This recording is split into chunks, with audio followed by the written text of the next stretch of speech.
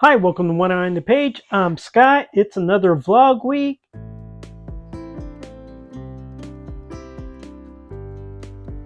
I have completed one book this week. I have completed 4 books the entire month of July. So far, it is the 24th now. However, I estimated that I would finish between 10 and 12 books, I believe, by the end of the month. I still think that is within the realm of possibilities. I just am reading so many books kind of at the same time. Not at the same time, but I'm reading like 10 books right now, going from like chapter or stories, etc. So I still think I will finish somewhere between 10 and 12 books. So I finished one book this week. Next week, I estimate I'll probably finish 5 or 6 and probably another 3 or 4 or 5 in the week after that before August starts. So the book I finished was volume 3 of the complete short stories of Guy de Maupassant. This one, I think, kind of falls part way between volume 1 and volume 2. I didn't really like volume 2 very much. I liked volume 1. Volume 3 kind of seems to deal more with relationships. I thought it was about love and marriage at first, but after finishing it up, I think it's just overall about relationships. There were a couple of standout short stories in there. The first one was Miss Harriet, which was about an elderly woman who kind of falls in love with this painter, but he does not return her love, and that leads to dire consequences for at least one of them. The second short story, and these two are probably my favorite short stories within the book. Uh, Miss Harriet in this one, Little Louise Roquet. I'm mispronouncing that, I'm sure, but it's about a 12-year-old French girl who is found murdered, and what the town does to try to find out who did it, and we also get to see who the murderer is and what that person is thinking. Again, not a happy short story. If you're looking for happy short stories, probably this is not the author for you. The rest of the short stories in here were much shorter. These two are almost novellas. The donkey doesn't really stand out at all. There's one called, I'm gonna mispronounce again. It's guy's name. It's almost spelt like moron, but it's Moiron. So Moron, I'm gonna guess. Also, not a happy one about a convicted murderer who is given a commutation, who ends up talking to a lawyer. Again, not a happy ending. Oh, a parasite.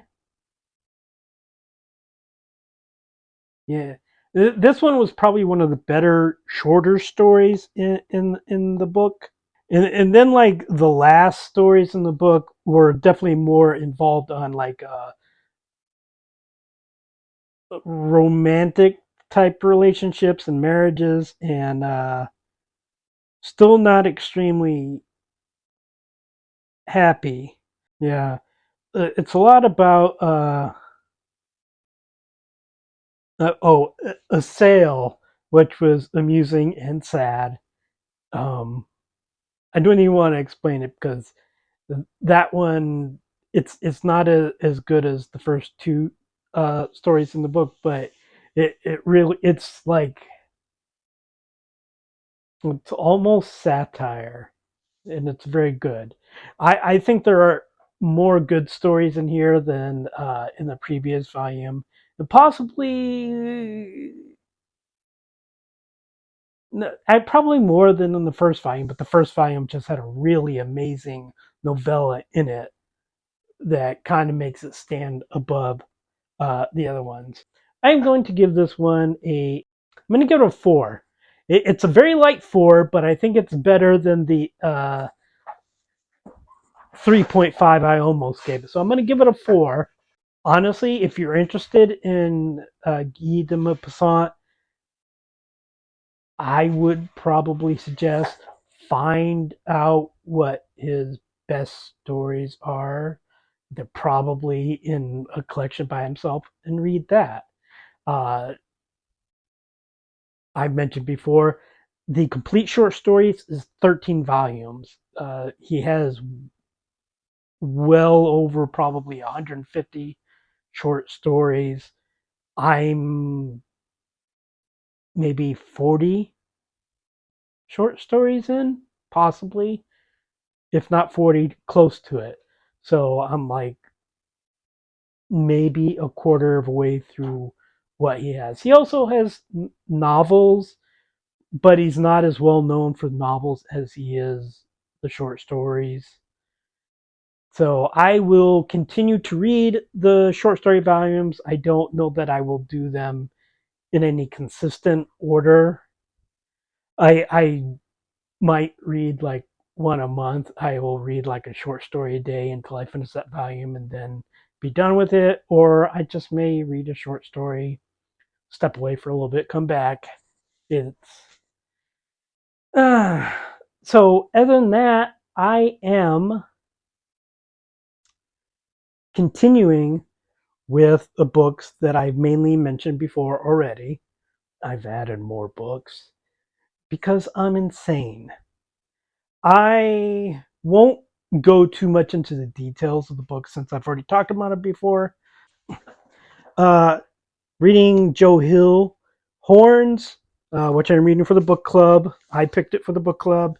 I'm 72 pages in, so I'm like a fifth of the way through it. I have read this book previously. It was a long time ago, soon after I was first introduced to Joe Hill. I did read Heart Shaped Box, which is just right down here, first, because I knew that he was Stephen King's son. I have read something from everybody related to Stephen King. I've read Owen King, which has been hit or miss, although, as I mentioned before, double feature. Read it, it's hilarious. His other stuff has not connected with me as well, but his wife Tabitha King has good books, and of course, Joe Hill. Uh, and I will mention every time I talk about Joe Hill, probably one of my favorite short stories of all, Pop Art, which is in 20th Century Ghosts. This is not my favorite novel of his. I do remember enjoying it. I'm enjoying it so far. It just,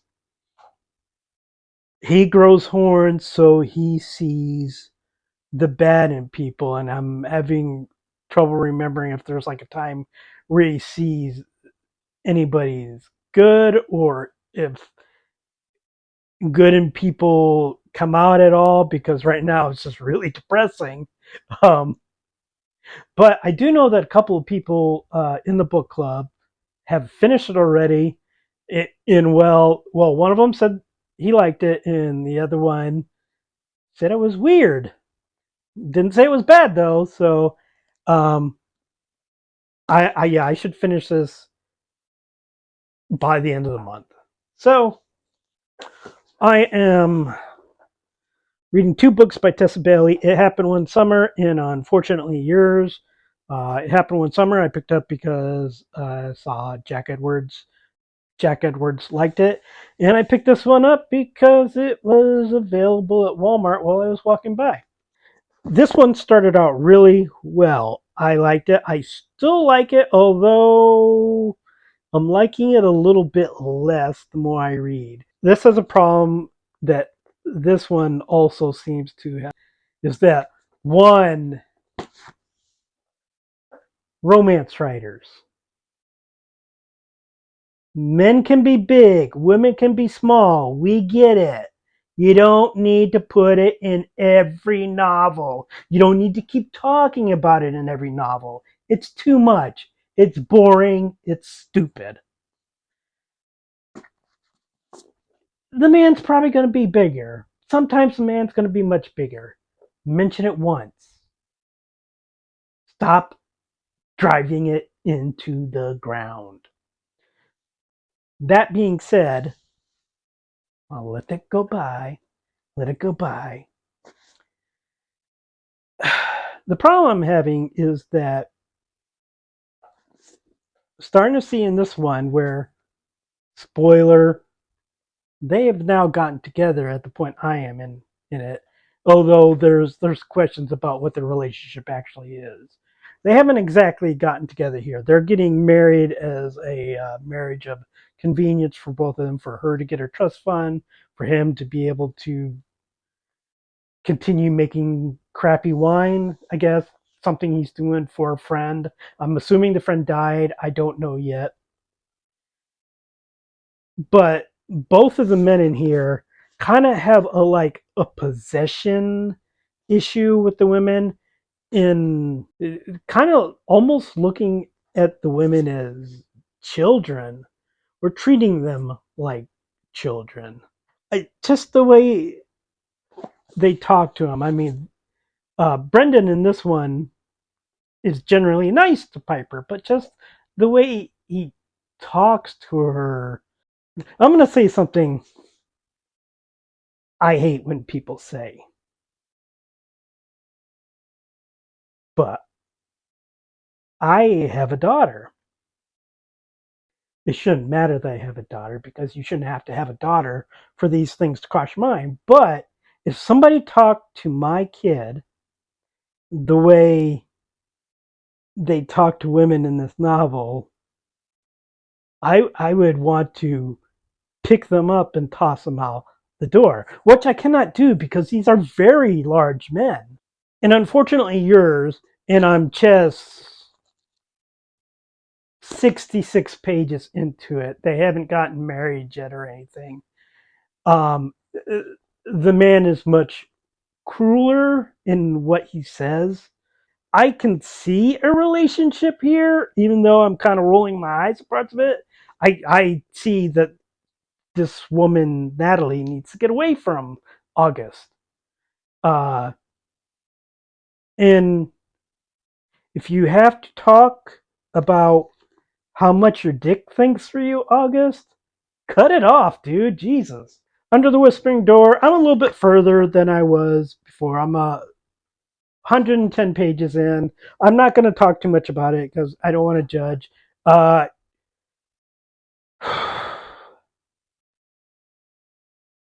I will talk about it more when I finish the book, and I mentioned it last week, I just have a problem with how people interact with others. May and Nelson are condescending and a little mean spirited without any reason that I see. Because Wallace, whatever he might have been in his life, he has done nothing to them. Hugo kind of talks like a fortune cookie right now. He seems like a very nice person, but I don't understand why people just can't communicate what they want to say. Maybe there's a reason for this. I just haven't seen it in the book, and it's kind of been kind of like, okay, I want to move on and get to the point, but it's reading a little bit slower for me. My Heart is a Chainsaw by Stephen Graham Jones. I talked about it last week. I'm not particularly fond of the main character. I don't think there's a lot done with the other characters in it. I'm 250 pages in. It's almost a 400-page book. I think I'm going to be disappointed by this book. It's a Hugo Award winner. Lots of people seem to like it. You may like it. I just do not yet, and I don't see a light at the end of the tunnel. I'm going to stop bitching about it. All right. I also am reading Vicious by VE Schwab, who I know is a woman now. I may have said he before because I didn't know what the initial stood for. But it's going slowly. I'm basically reading a chapter a day, but the chapters are very short. So I have really nothing more to say about that I haven't said before, and I'm not far enough into it that I have anything else to add. So I am reading The Pothunters by PG Wodehouse for the podcast that we're doing like maybe this weekend. I need to finish it quicker. It's not very enjoyable. I have to tell you, it's about teenage boys. It's about sports. He's got so many characters. This book is 120 or so pages long, and each chapter seems to be introducing new characters. There's just a lot of characters to try to keep up with, and this uh it's his first book. So I guess we'll just go with, hey, it's your first book, dude. You'll improve. I'm reading Don Quixote. I'm about 75% of the way through.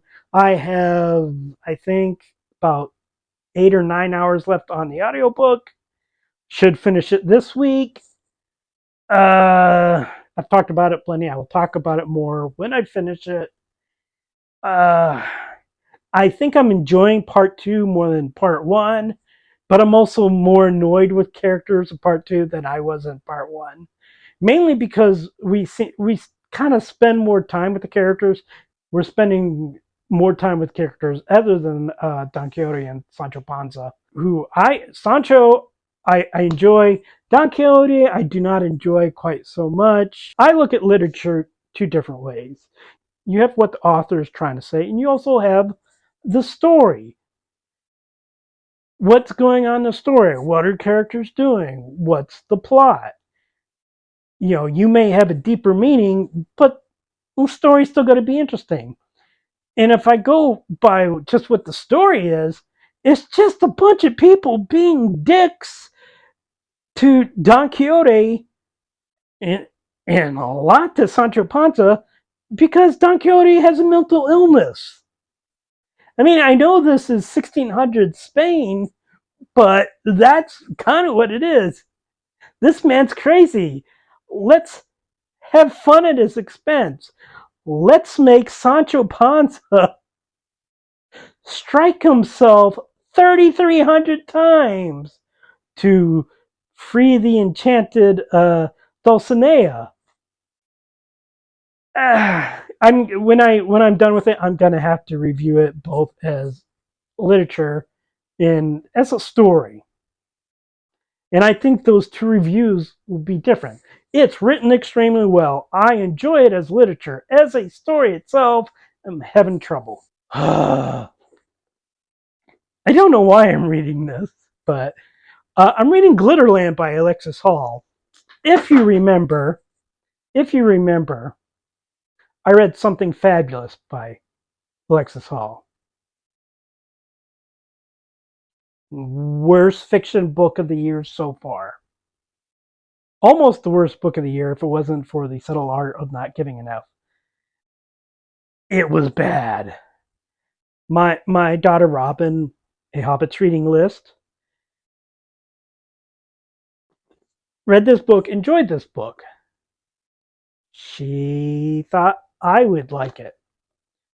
And look how far I am. I can't tell you if I like it or not. I barely read anything. So I am reading it. She is also reading Something Fabulous right now and not enjoying it much, which I want her to enjoy books, but I feel, validated that she thinks the book sucks too.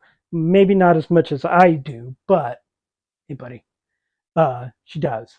So I'm reading this. I'm having minor issues in the few pages I've encountered so far. Just really just capitalization issues that may not annoy anybody else. Also, and this is my fault because Robin warned me about it. One of the characters has a heavy dialect, and the author writes it as a dialect. So that's kind of interesting. And I haven't really encountered it, but I have kind of, done and I've seen it. And I'm kind of like, she listened to it on an audiobook. And the other thing that bothers me is for some reason, and I don't know, there's just stars in here, like at random places in the book. I'm sure it means something. I don't care to find out what it is. And that book, I just read like 3 or 4 pages. This book, I've read 2 pages. This is Giant's Bread by Agatha Christie. Giant's Bread, you may say. I've never heard of that Agatha Christie book. That's because her writing is Mary Westmacott. It is a romance, I believe. She wrote 6 books, I believe, as Mary Westmacott. I am doing a 5-year battle for Agatha Christie coming up. If you don't know, I do a 5-year battle for Stephen King right now. I just finished the last 5-year period. Now we're in battling for which of the 10 books that won each 5-year battle is going to be the winner. So I'm looking ahead to my next 5-year battle, which is going to be Agatha Christie. I'm also going to be doing a PG Wodehouse. That's a little bit further down the road, and I haven't finished all the Wodehouse books yet either. And I'm looking to do other authors eventually, which if you know a prolific author who has written over a long period of time, hit me up with a name. I'll check it out and see if it's something I want to do. But I have not read any of the Mary Westmacott books. So I'm going to read them. I've read all the novels. I've read all the short story collection, all the novels as Agatha Christie. There are a few books. There are some nonfiction books that I'm not going to include. And there are some collaboration books, which I'm not going to include. But I am including every solo novel, either as her or as Mary Westmacott, in all the U.S. short story collections. So I'm reading this. Don't have any. I have almost no comment, good or bad, about it yet, except on page 2. She already has somebody say a dirty foreign Jew. Christie has an anti-Semitism problem. She had it, to be fair. I mean, if you enjoy Christie, that's just one of the things you either have to overlook or just say that was part of the time, or Agatha Christie was an anti-Semite, but I still enjoy her writing. As the father of a Jew, I just have to do that last one. The woman's dead. She's been dead almost 50 years. I'm not going to hold a huge grudge on it. She's not politically correct. And I say that not as a way of like, people get offended by everything nowadays. No, she had some shitty opinions and she put them in her books. Okay, slight rant to finish this off. Agatha Christie, amazing writer. But she had some issues. One, I won't say a daddy issue, but man, she had a lot of much older men and much younger women in her books. She apparently didn't think adoptees counted as real children. um, she and this could be one of those of the time period thing, but cousins banging it out didn't seem to be a big issue for her.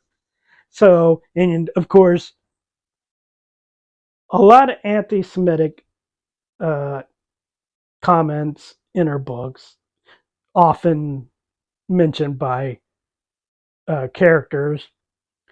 Some racist stuff, although I gotta say the anti-Semitism far outweighed the racism. That's just something I'm going to have to, when I do the 5-year battles, I'm not taking that in consideration. You have to remember one of her best books, and then there were none. I won't say it, but just look up what the original title was. Yeah, so that is what I'm doing. Finished one book, 4-star rating. Next week will be, I guarantee it,